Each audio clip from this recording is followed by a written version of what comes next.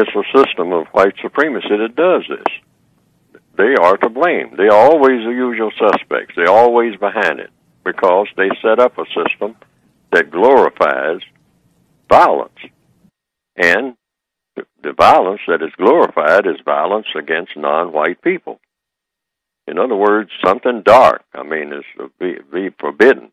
Dark people, dark anything, is something that you stay away from. And if you can't get away from it, you lash out at it. You destroy it. So black people are taught this at a very early age without even being aware that they are being taught this. And so as they grow up from little boys and little girls, little by little, they are sent messages. And then they are given the means to carry out these messages. Guns are made available. They just don't come out of anywhere. They are made available. The people who are carrying the guns wouldn't know anything about how to make one of them. Mm-hmm. But all of a sudden, in certain places, they just show up. They're made available. And then the hostility is already there. Because in a system of white supremacy, black people, when they're allowed a little time off from doing their work and the things that they have to do, eat and sleep, mm-hmm. Then they look around for something to do. Because we don't have a purpose in our existence. Black people are not given a purpose for existing, except to destroy. That's the purpose that they are given. That's the bill of fare.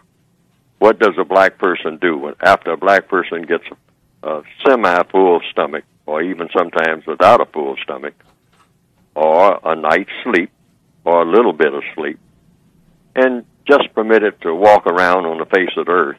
What is the assignment of a black person? Well, the white supremacists say well, if you're not doing anything, that I have come and taken you by the ear and made you do, then I allow you a so-called free time if you're black. Now, if you have this so-called free time, what do you do with this so-called free time? Well, you look for other black people. Look for other black people for what? Oh, just first of all, you just look for them. Mm-hmm. See, black people have that tendency. When they're just wandering around not knowing what to do with themselves, first thing they think about doing, I'm going and find me some more black people. I don't see any black people around here. I don't see anybody around here. But I'm going and look for some people. I want to be around some people because I don't know what to do with myself. So I'm going to be around some people. Mm-hmm. Now, what people are you going to be around? Well, the white people don't want me around them, okay? And when I'm around them, I don't know what to do anyway. They're all strange to me. They're weird to me. They are alien to me. So I want to be around people who are somewhat familiar. Now, who would these people be? People that look just like me. So I walk down the street looking for some more black people. So when I find these black people, now, what's the agenda? What do I do? They have found me because they're looking for me, and I have found them because I'm looking for them.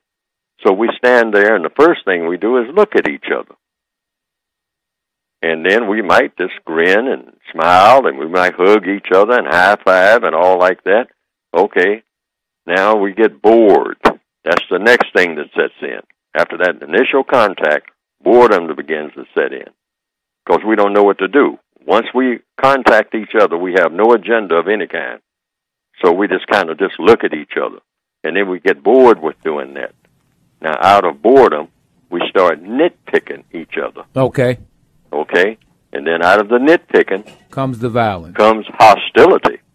And then out of the hostility comes the fighting. And out of the fighting comes the killing. All right. Anybody who doesn't believe that's a scenario, just watch black people when they're just kind of milling around. Okay. And the white supremacists allow them to just mill around.